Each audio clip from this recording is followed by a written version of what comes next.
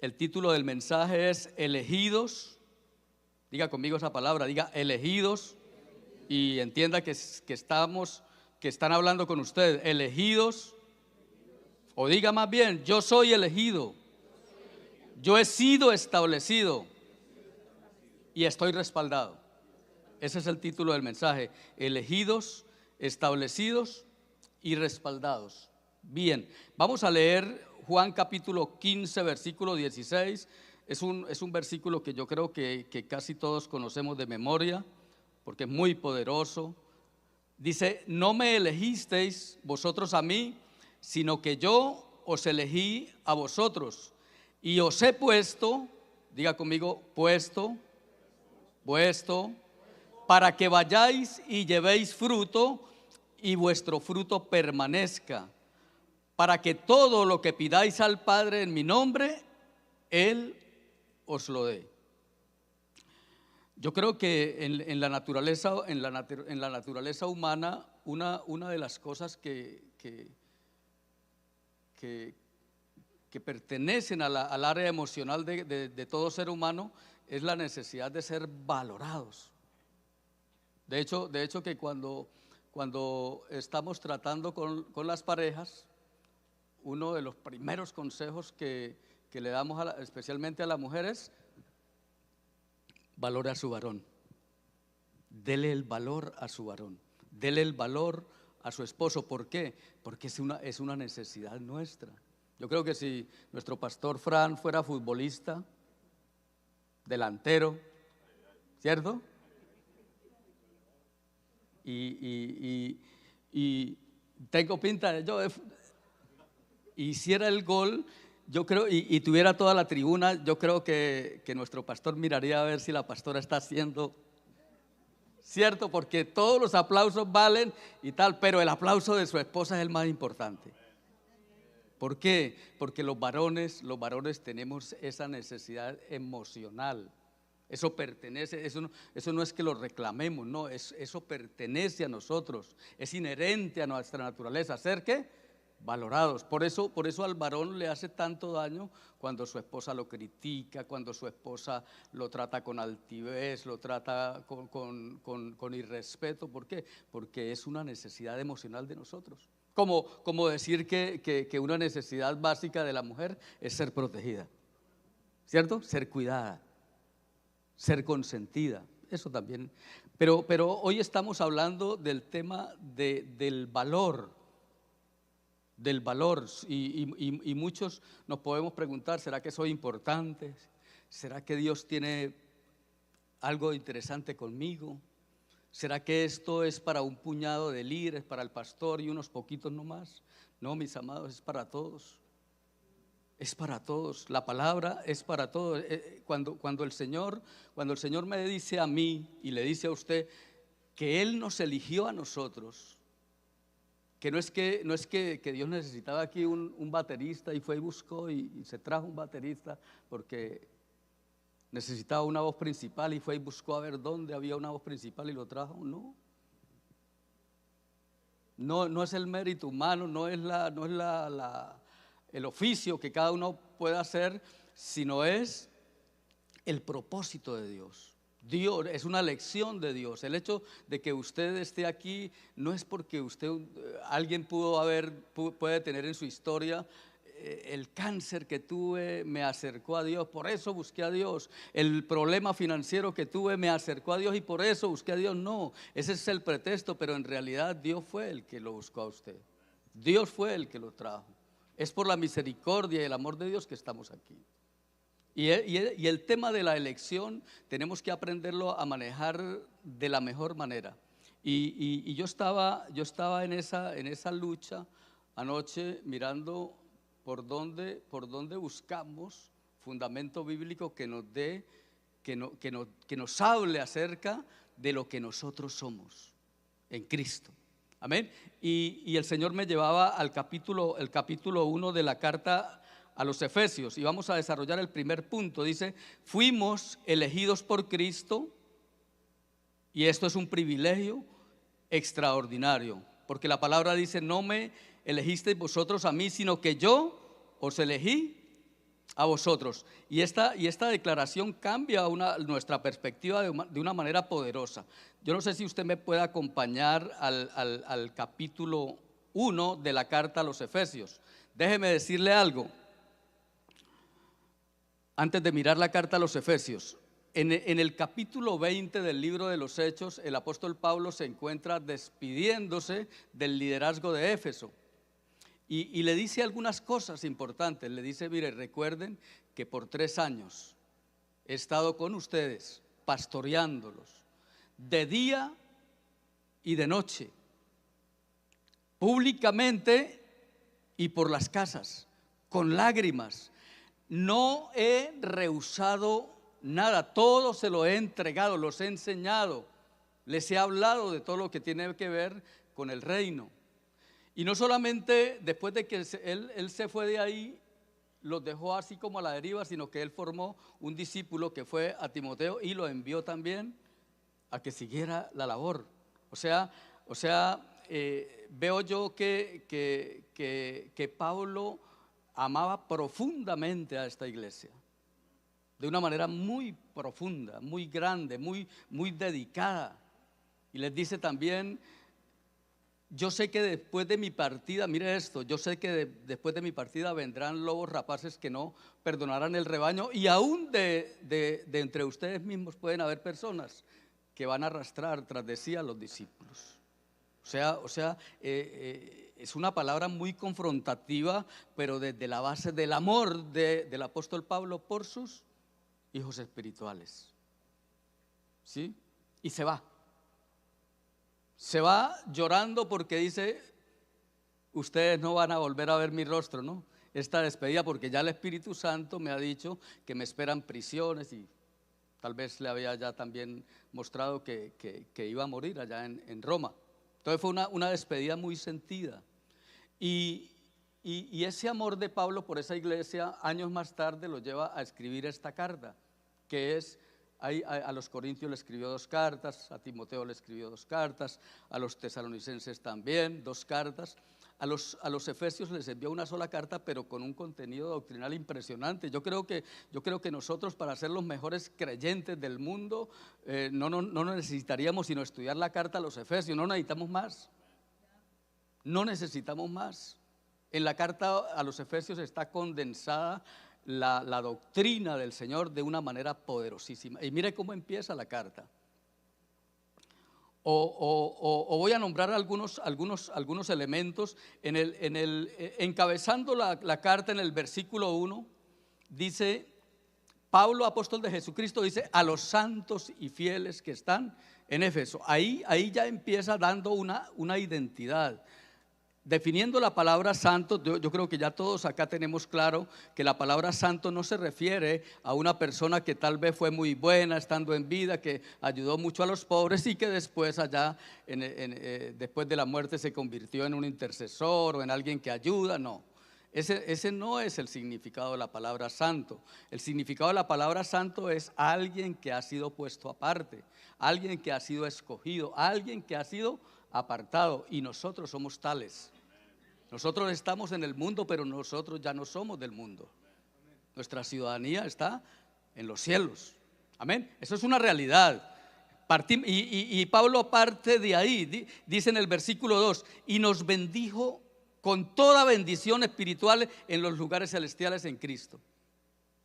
Dice el versículo 4: ustedes han sido escogidos para ser santos y sin mancha. En el verso 5 dice: escogidos para ser adoptados como hijos suyos.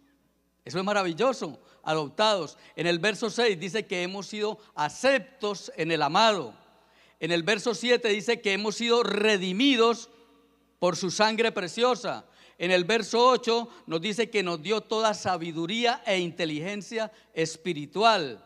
En el verso 11 dice que nos dio una herencia, y en el verso 13 dice que las arras de esa herencia que nos ha sido dada es la presencia del Espíritu Santo que el Señor nos ha dado. O sea, es como una mamá preocupada por su hijo chiquito.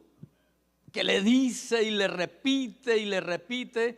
¿Por qué? Porque quiere que esté ahí en el camino correcto, porque no quiere que se arriesgue, que le vaya a pasar nada malo. Yo veo un amor maternal de Pablo.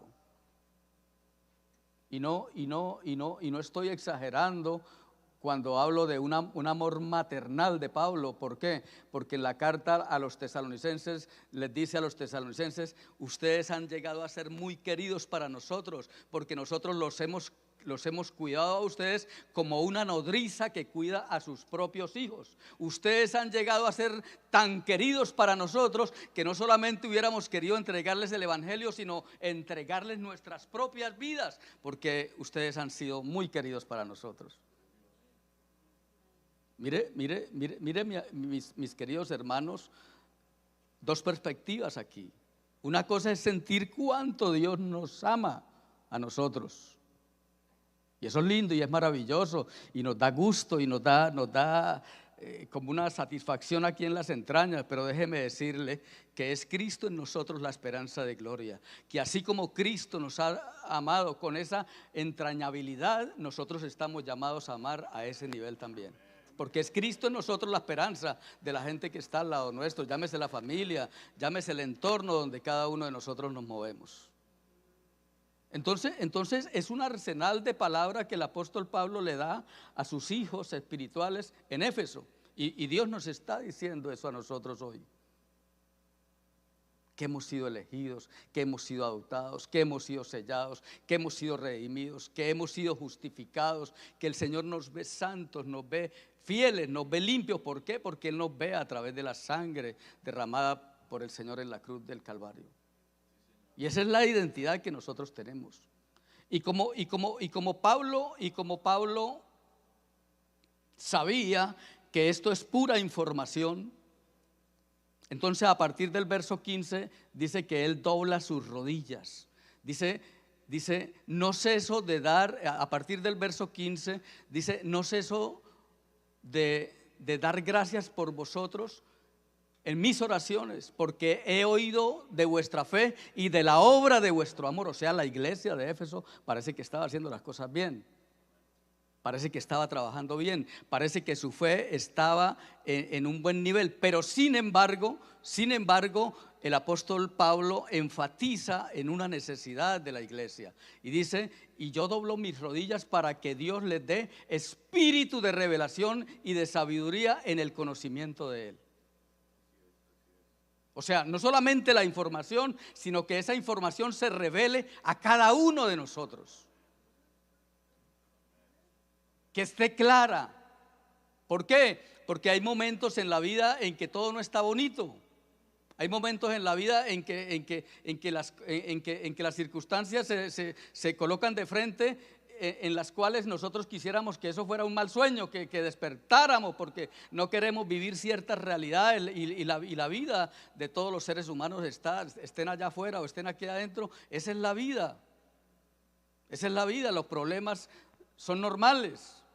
El apóstol Pedro le dice a la iglesia: no se extrañen del fuego de la prueba como si alguna cosa extraña estuviese aconteciendo. Los problemas son normales. El apóstol Pablo dice, referente a las circunstancias, es que esta leve tribulación momentánea, imagínense, a veces está uno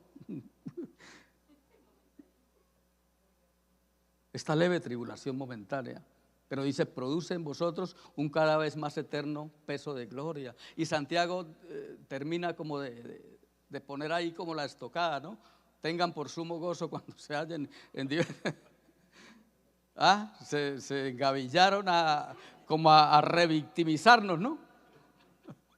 Cuando estamos, pero miren, mis amados, es ahí en esos momentos difíciles cuando necesitamos que la palabra se afirme en nuestras vidas, porque si la palabra no se afirma en nuestras vidas, podemos cometer errores graves.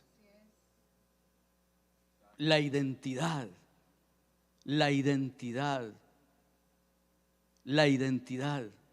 Necesitamos abrazarla, la identidad. Miren, la dignidad espiritual. Esto es un tema donde nosotros podemos ver que Dios lo que está queriendo hacer es crear en nosotros una conciencia espiritual. Una conciencia espiritual. Porque a la final A la final Pablo tiene razón, esta leve tribulación momentánea, a la final 70, 80, 90 años pasan rapidito. Yo ya estoy viejito y yo me creo joven todavía. Sí, yo todavía me siento con fuerza, me siento ya. A mí me da risa cuando dice, usted ya puede, me dicen, no, en ciertas dependencias, me dice, usted ya puede hacer ahí en los de la tercera edad, ya puede hacer cola ahí, a usted lo pueden pasar de primero en el avión, ya, mire. Sí, y me siento todavía muy con fuerza todavía, con ganas de hacer muchas cosas. ¿Sabe por qué me estoy riendo ahorita en este momento, pastor? Porque yo estaba pensando con mi esposa allá en Colombia, ir a hacer en una finca un paraíso, quería hacer, ¿no? Señor amado, ya había encontrado el lugar, 5 hectáreas son como unos 12 acres acá en Estados Unidos, ¿no? Ya había encontrado en unas montañas un sitio planito pero hermoso, un clima súper agradable, y yo quería hacer una granja donde hubieran animalitos, donde hubieran prados, obviamente que tenía un propósito, era hacer unos alojamientos para que los pastores trajeran, como eso queda como a unos 40 minutos de Cúcuta, para que trajeran a las parejas, a los nuevos creyentes, a hacer retiros espirituales ahí, y yo quería terminar mis años ahí en esa montaña, y el Señor nos mandó.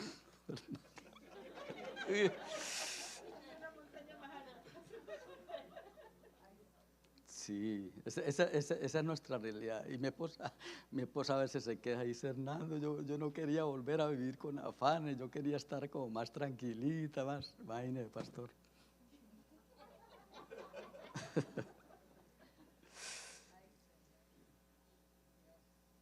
Pero hermanos, esto pasa rapidito.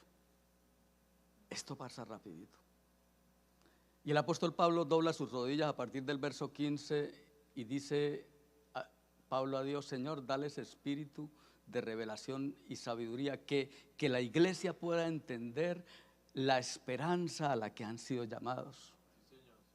Que puedan entender quiénes son en Dios, porque fíjese que todo el versículo 1 hasta el verso 13 es puro arsenal de dignidad.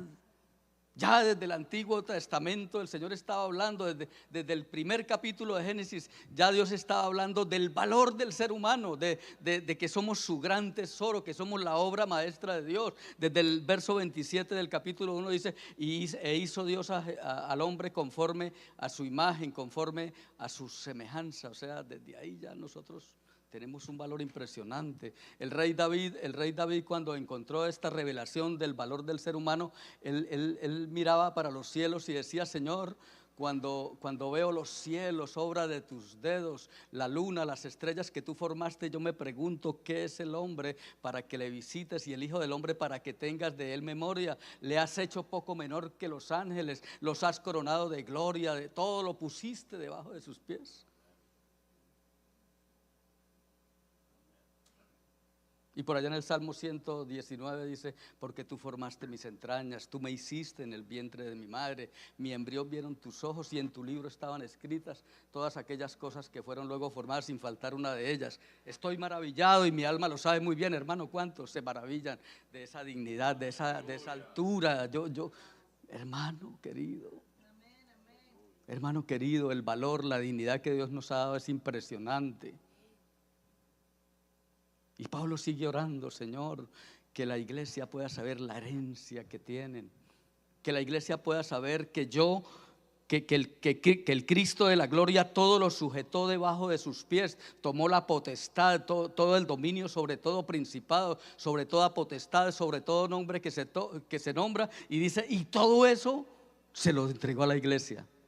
O sea, tenemos un poder impresionante,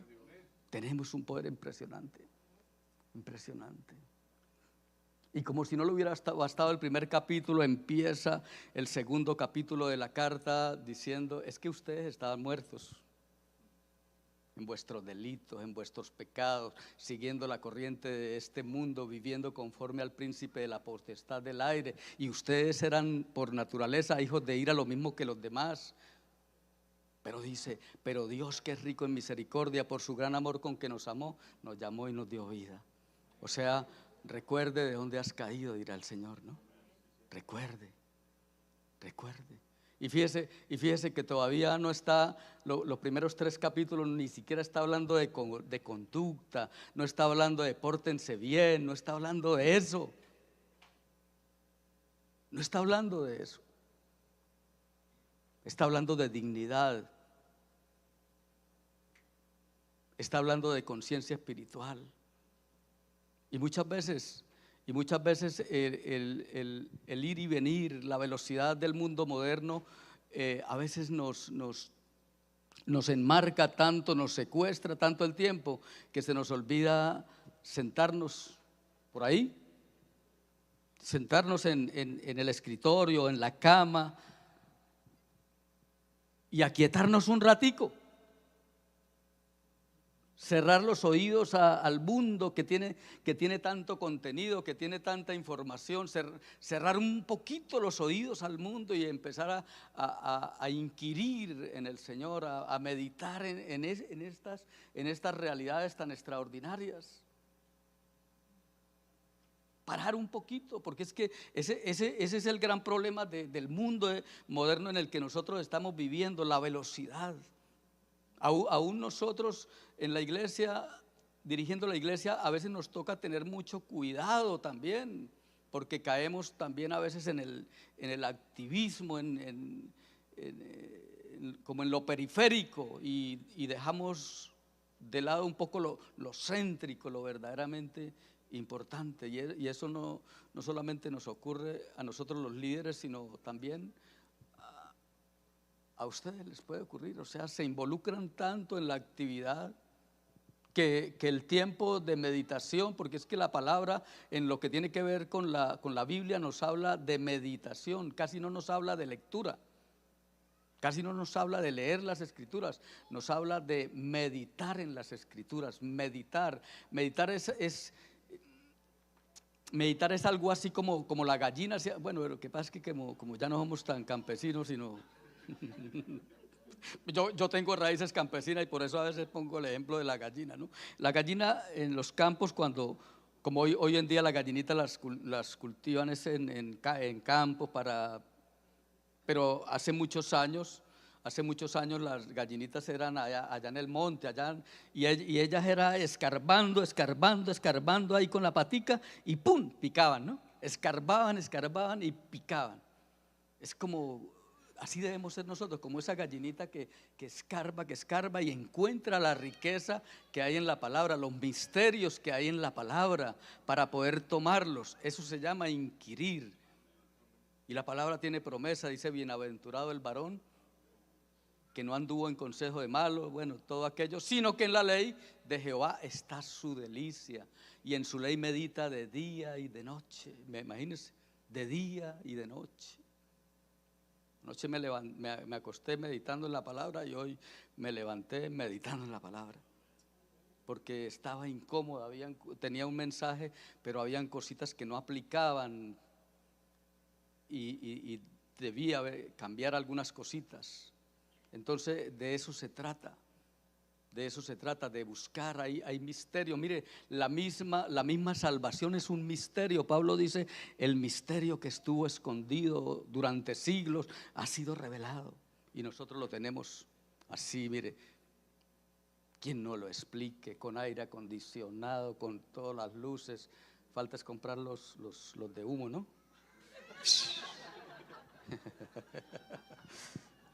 Los de las cámaras de humo, ¿no? Bueno, crear el ambiente.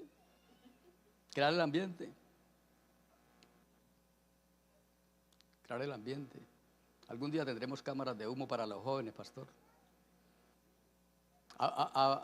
Podría decir algún hermano: uy, pero eso no es de Dios, ¿no? Sí, una cámara de humo, pero tenemos que modernizar. Yo sé que eso no es de Dios, pero yo quiero traer un joven y hacerlo sentir bien, que se sienta bien. Así media iglesia diga que eso no es de Dios.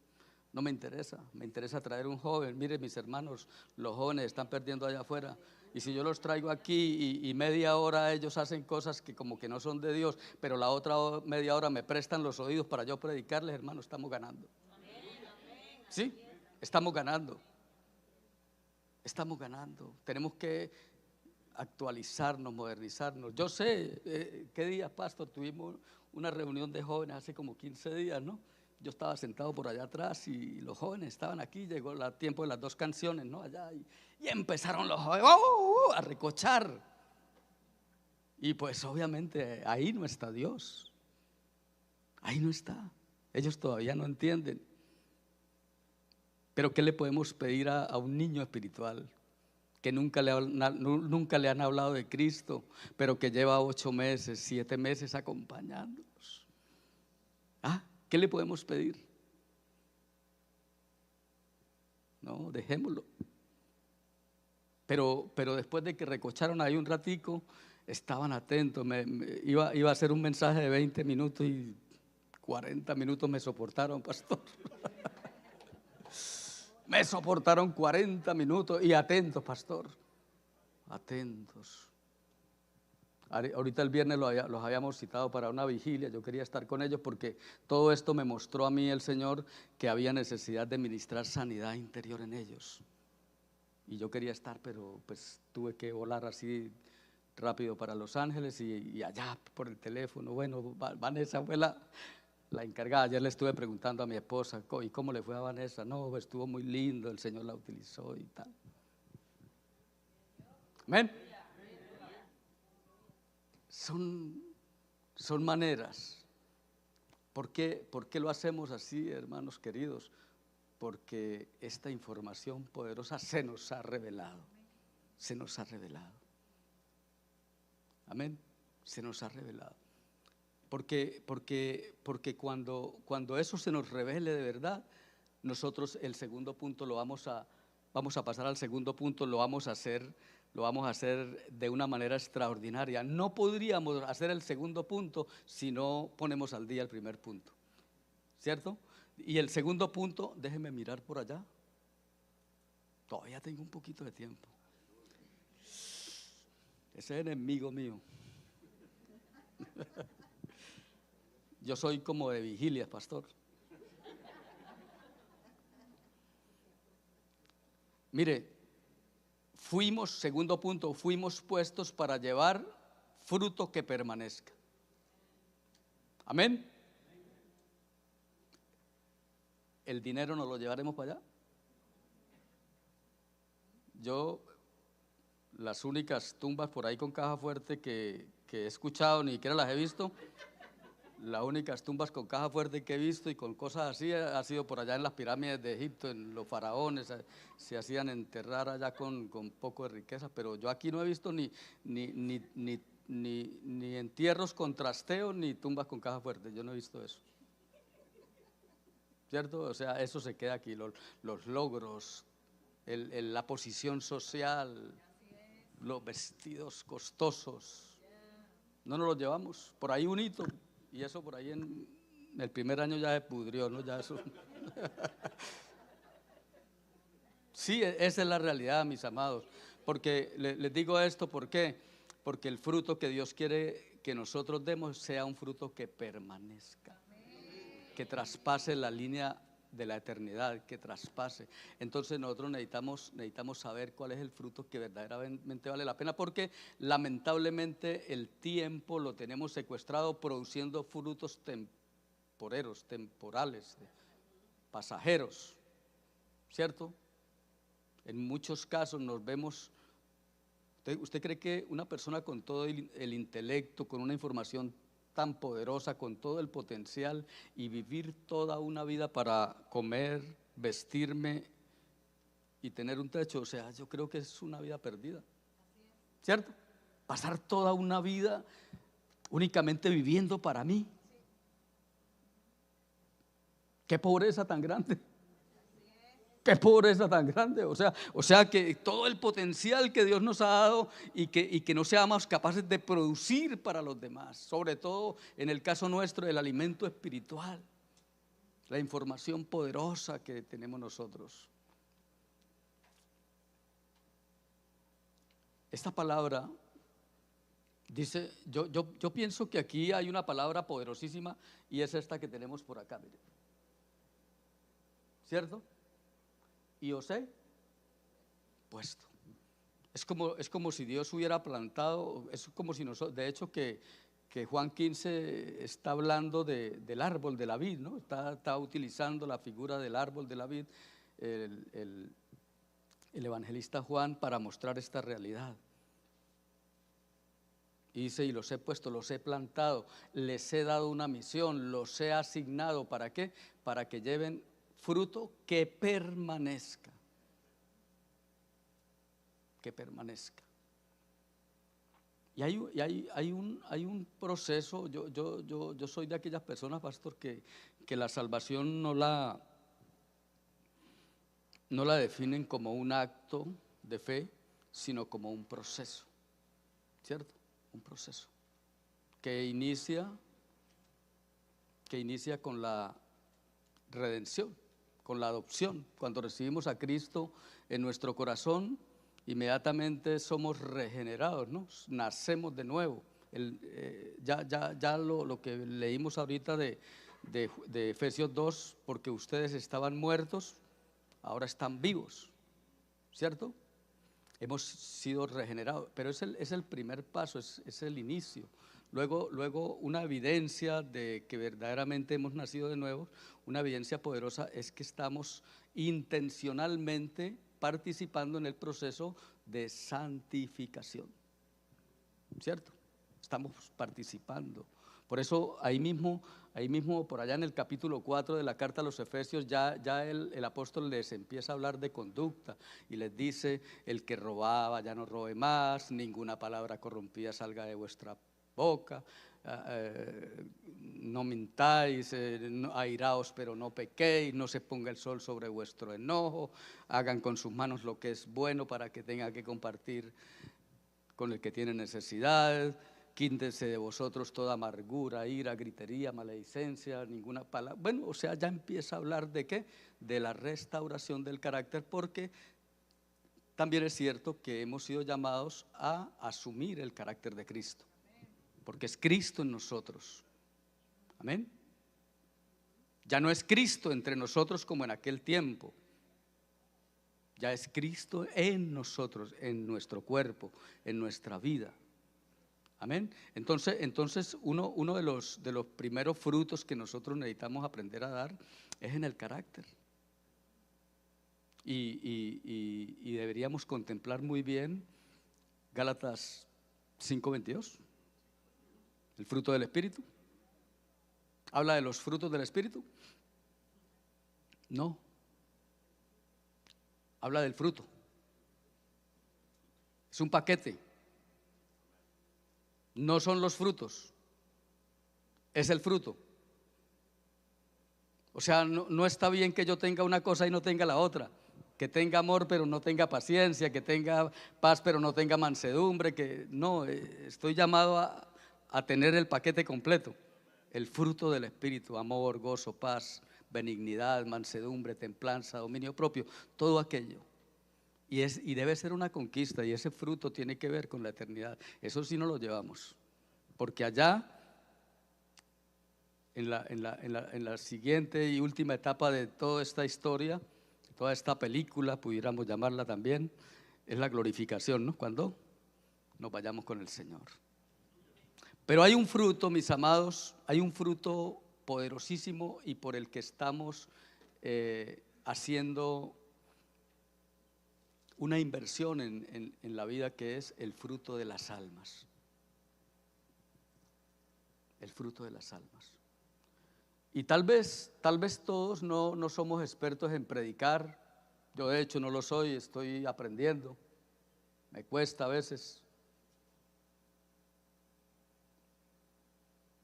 Yo escucho a algunos ministros y yo digo, oh, qué precisión, ¿no? ¿Cómo lo hacen de bien? Y yo quisiera a veces poder tener ese orden, esa precisión. A veces soy un poquito desordenado para trazar el mensaje, pero ahí estoy luchando. Estoy haciendo un desgaste. Imagine que esperara Imagínese que esperara yo a que lo haga bien. Yo creo que nunca lo haría, pastor.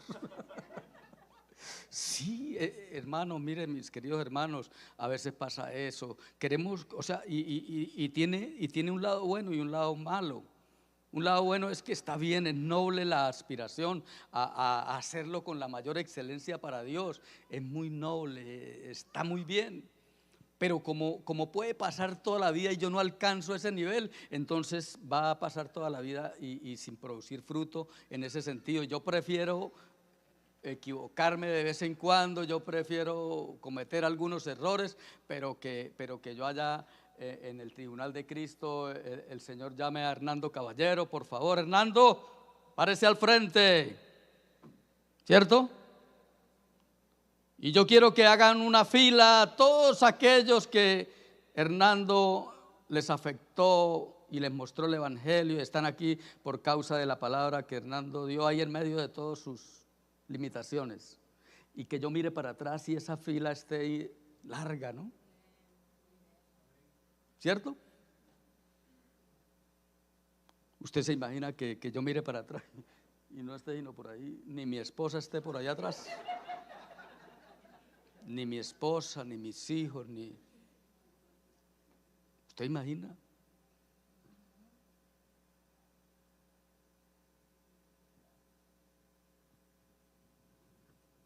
Yo creo que nosotros necesitamos replantear, ¿cierto? Replantear.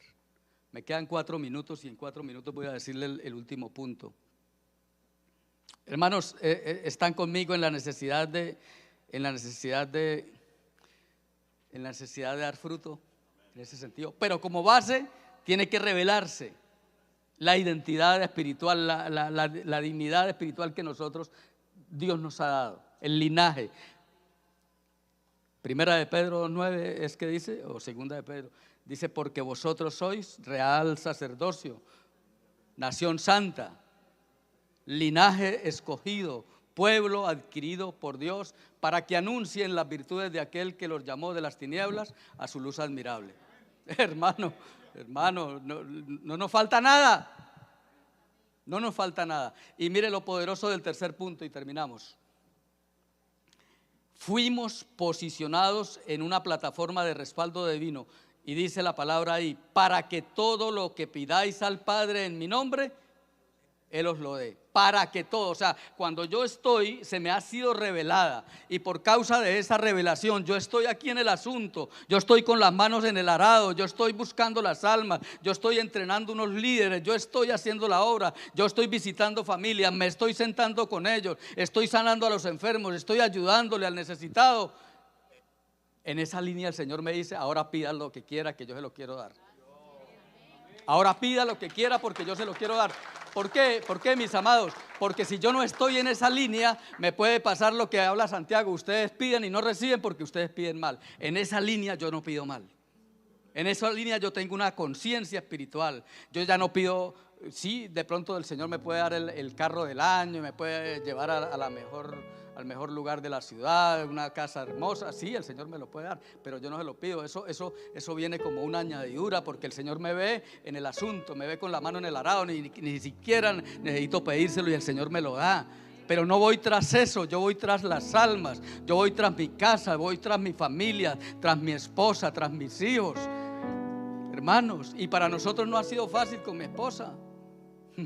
Yo recuerdo que a mi hija, a una de mis hijas, no voy a decir cuál, yo le decía, mamita, mire, en ese tiempo teníamos por ahí un poquito de platica, ¿no? Le decía, mamita, mire, le voy a hacer una fiesta de 15 años soñada, bien linda. Acá se usa eso, pastor, las fiestas de 15 años pomposas y eso. En Colombia ese es uno de las cositas lindas que las quinceañeras quisieran tener, una fiesta pomposa, una fiesta hermosa, un vestido elegante, una fiesta. Y yo le dije a mi hija, hija,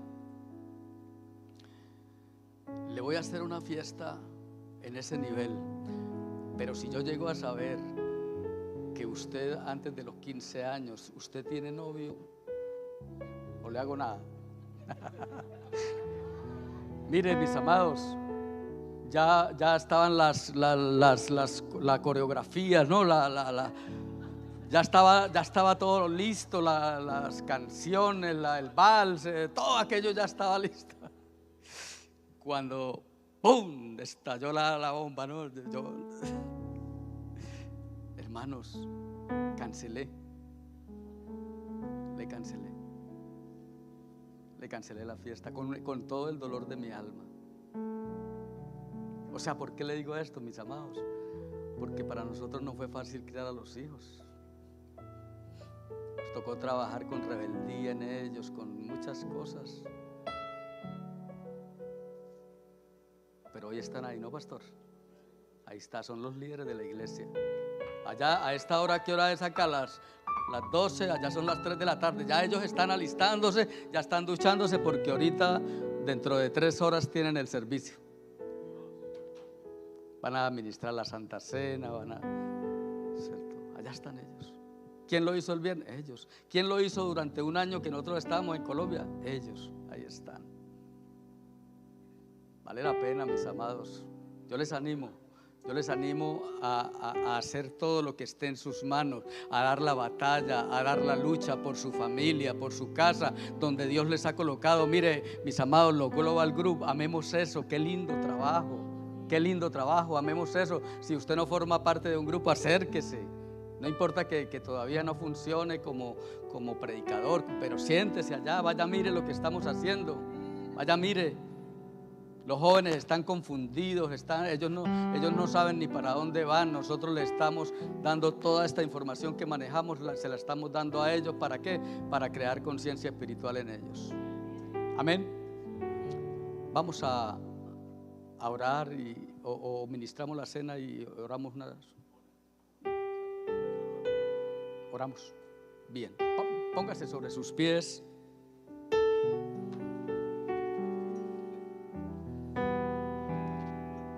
Aleluya. ¿Cuántos reciben la palabra, mis amados?